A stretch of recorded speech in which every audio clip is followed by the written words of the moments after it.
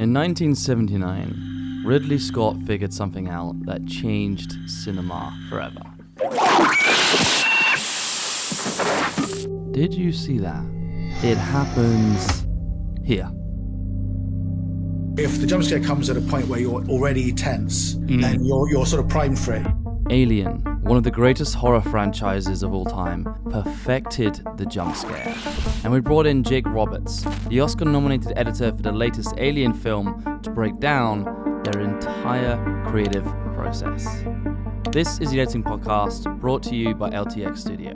If you're new here, please subscribe. When I first finished the movie, I definitely felt like a love letter to the entire franchise.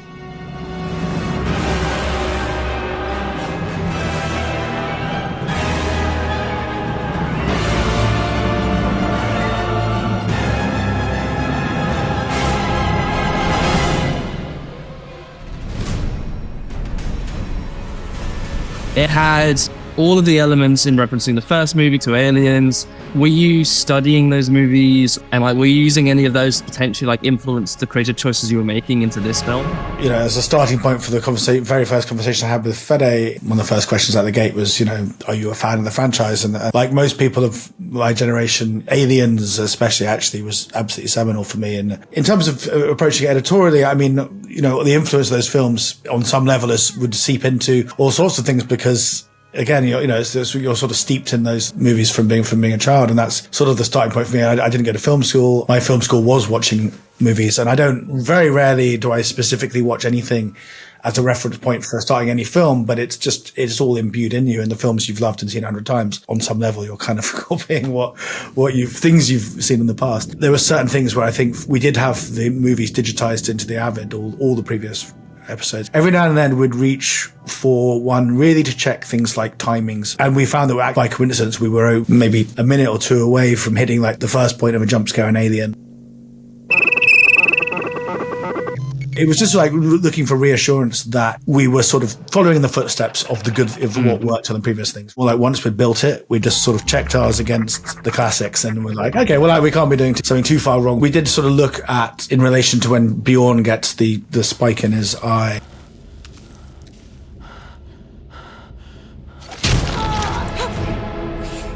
against where John Hurt gets the face hugged in Alien.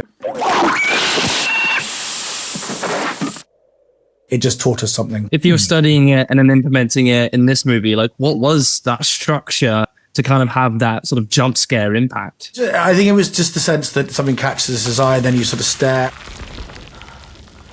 The camera pushes into the tip of the tail sticking out of the pod, and then it's a similar structure to when the thing jumps out of the egg in Alien.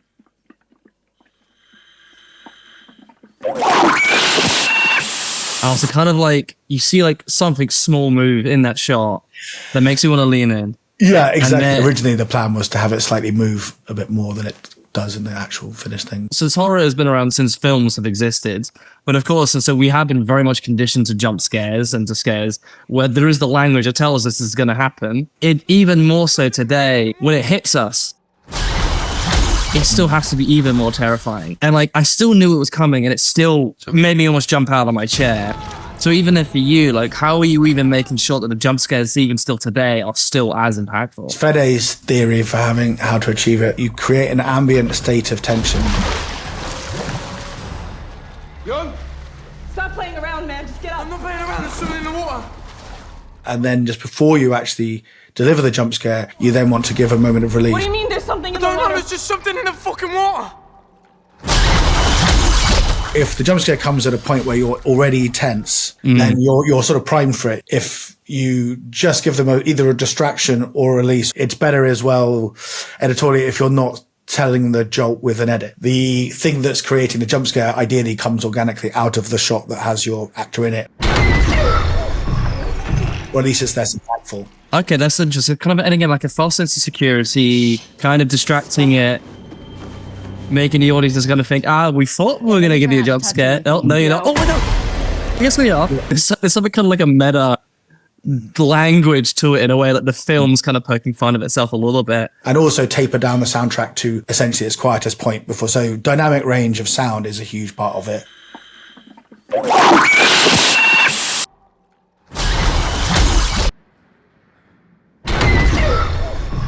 The one that got me the most was towards the end of the movie, which was with the humanoid alien.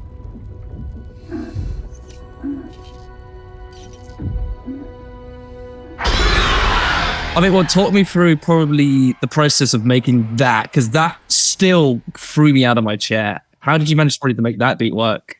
Hey, so quick question for all of the filmmakers out there. When you're making storyboards, I kind of want to know what era you're in. Are you prehistoric with it by literally drawing crooked boxes on paper and stick figures? Cannot draw for the life of me. This is not how I should do storyboards. And I bet that's probably the same thing for you too. So I've actually not been using storyboards for my films, and LTX Studio has actually changed that. Now, it is an AI tool. Ooh, yeah, I know what you're thinking. Yeah, that is fair. But this is a tool, not an output, to give you the ability to make storyboards for your film. It understands the visual language of genre. So an adventure or a horror with the same prompt, of course, is going to look completely different. And you know how often you grab a screenshot from a movie and then you send it to your DOP and say, hey, do this? You can also upload that reference into LTX and create shots based off that reference. And you can even communicate with your DOP by changing the lighting style. And then for the story, you could even be changing the weather. And you could even do a rough cut with their timeline feature. It shows you the shot in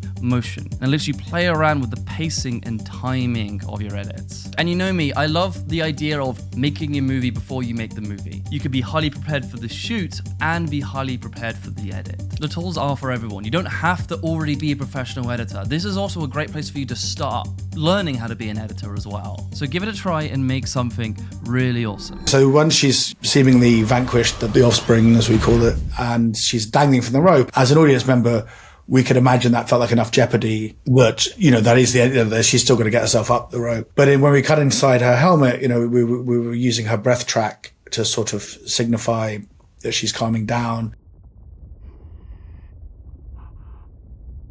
Again, we're going back to the sort of Sonic game of make it super quiet and then hit them with the jump scare. And really late in the day, Fede actually added a small music cue there to signify that it really was the end of the movie. Which when I first heard it, I was like, oh, that's kind of interesting, because it's on the make it as quiet as possible scale. It was actually getting in the way of the jump scare, but actually, I don't think he's doing this wrong. If Hayden, you say it made you jump, then he was right. That it was a cue to the audience to say, no, this is over now. You can relax. And then same scientific principle, but just with a slightly different. Weeks of Weta's hard work was ditched, but I think he was completely right. We were talking about jump scares in the sense of loud visuals, it's like kind of peaceful and then something really aggressive. The visuals are loud, the sound is loud, but also because it's prefaced with a beat of kind of peacefulness or relief or a distraction just before. But there was actually one of my other favorite moments in this movie, which was kind of to a degree kind of the opposite. And it was the reveal of the offspring.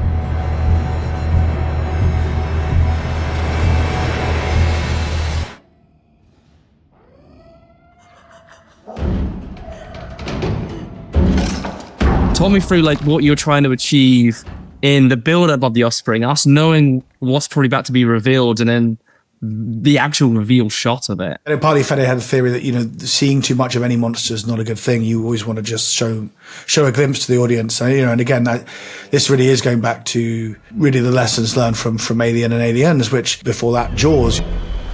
Which is when filmmakers, I think, learned a lot or were sort of helped into learning lessons about what's scary by clunky things that don't really work on set and not working, and therefore you can't show very much of it. The reason why these things are, you learn that, okay, seeing less of the monster is scary is because you couldn't really see too much of the monster because it wasn't convincing for more than 24 frames, or 48 frames or whatever it was. And with our offspring, as weird and creepy as he looked, there were certain things that, again, he was a guy in a suit, so his movement was limited in certain ways. He couldn't do certain things. Had he been a digital creature, it would have been a different process in terms of how we used it. So, in a funny way, we were it was like going back to those kind of 70s, 80s movies. In terms of revealing that doorway, it was, again, the same thing. We did a real scoop out with the sound there, just where actually there's been this alarm playing almost constantly through that section of the film. And there's a pulse running as well, which was sort of musical but not musical. We took everything out on that shot and just had his raspy breath, and then it came back in again afterwards, which blatantly broke the reality of the moment by taking the alarm off that shot.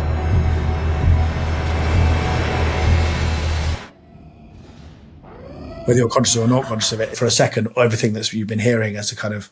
I didn't even notice it. Yeah, you took out the alarm sound. But again, it's sonically that made so much sense for that reveal. Well, it wasn't really meant to be a jump scare. It was just a sort of impact. It was a jolt. It's not, it was meant to be sort of shocking, not something that made you jump, but something that made you go, oh my God. The way I describe it, it made me like swallow my heart. It's probably the best way I could describe it. Well, I will play that. Well, that's good. It's such an interesting touch. And again, that's one of the examples of like, you really can play around with the reality of the movie. Yeah, I mean, at the end of the day, if it were, I think in sonic terms, the sort of thing from that is say it's been done, but also for our purposes in this film, we cherry picked our moments when we were sort of acknowledging that conceit or not. Sometimes you just have to hear it. You have to hear an explosion or a bang for it to be impactful. We are, implying that this creature can genetically morph from an embryo essentially into an 8-foot creature in 12 minutes or something. I mean, we're not making a documentary here, and it's the game is to make it as engaging and compelling as possible so that you don't start asking questions like, well, hang on a minute, is that we were cheating visually, we chose sonically, whatever we could, just to try and make it as much of a roller coaster ride as we could. That was what we were going for. We always like to talk about the not just the spectacle, but also like the small moments that kind of inform it. And I think what really stood out to me watching this film was actually the first 20 minutes. I thought it was really beautiful. And like, I loved the wrap up of the film and how it was really about this relationship between a malfunctioning android and a human that didn't have too much. One of the things that, clearly Fede, was to, with one obvious exception, introduce an entirely new cast, and Rain as a character was stepping into, Ripley's shoes, all that would be the perception. One of the things that's striking about Alien is how little Sigourney Weaver features in the first 45 minutes. She's a sort of Trojan horse protagonist that you don't. She's even in the sort of the way that film shot, which is much more 1970s sort of mid shots, the early thing. They don't. All of those cross conversations they're having around the breakfast table, you don't really pick out singles. It's kind of everyone talking over each other. And of all 7 people on the Nostromo, she's like the least foregrounded character. Whereas this is doing the exact opposite. This movie is starting with Rain's dream, then you're following his characters. So the challenge was right as quickly as possible, get the audience engaged with her. We were sort of straight out the gate coming into the film with, no, this is our new lead character. And the main relationship she has in life is with this brother who's not even a real human being, and then that sort of binds into the whole another thematic thing from our world, which is AI and what is it. And Freddie and I actually had disagreements about, or robust discussions about where the audience's sympathies would lie at the point that Rain decides to leave a pregnant human on the elevator later in the movie and go back for essentially a computer, which is her brother. And I was like, of course the audience are going to be on the side of going back for Andy, like, he's her brother. And he's like, no, but it's a computer, come on. It wasn't so much that he was saying that she shouldn't do it, but he was worried that people would be more morally, that they'd be against the fact that she would possibly sacrifice a human for a synthetic. One does engage with them as human beings. In Ex Machina, even though she can see that her brain's not a brain, we feel empathy for things with human faces. So for that moment to work, that she goes back to save him and to then ignore a pregnant woman, what were the small moments and seeds that you and Fede had to plant to really make that make sense then? There's a very difficult conceit at a certain point in the movie, which is that she is prepared initially, then we don't know this at first, of course, but the plan is that she has to leave him behind. Oh, she didn't tell you? Because he's not allowed to come to this place that they're going. He thinks he can. No fake people allowed. We were always on the back foot in terms of keeping the audience sympathy on Rain's side. So there's a scene where when she's watching Bjorn give Andy the news that she hasn't had the heart to tell him. We end up just sitting on one single shot of her and holding it the whole time. Navarro's offline dialogue had been written a different way, but in ADR we changed what she was saying to... So he didn't know? I just did not have the heart to tell him. You shouldn't feel bad. Just exaggerate the fact that Rain is conflicted about this fact, and she doesn't really want to do it, but she's in a position where she doesn't really have a choice. But also in the moments that they are together, make them as warm as possible and make their interaction feels genuine, sincere. But yeah, we just had to sort of be very selective with Be careful out there. how we characterized that seemingly quite the sort of contradiction in the fact that she was initially prepared to leave him behind, essentially. I only just realized that the first Alien movie is like over 45 years old, almost 50 years old. And it is in this case of Ash being representation of corporations during that time period and like sacrificing humans, all for what is best for the company. That character to be resurrected in a different way also kind of represents that 45 years later, nothing's changed. Well, yeah. Corporations are still trying to kill us. I don't know. It's amazing how, these things all still apply, which, 45 years ago, they were probably worrying that we'd be eaten by corporations by now, and we're still essentially functioning, so. They're getting closer, though. Yeah. I don't know. Have a nice day.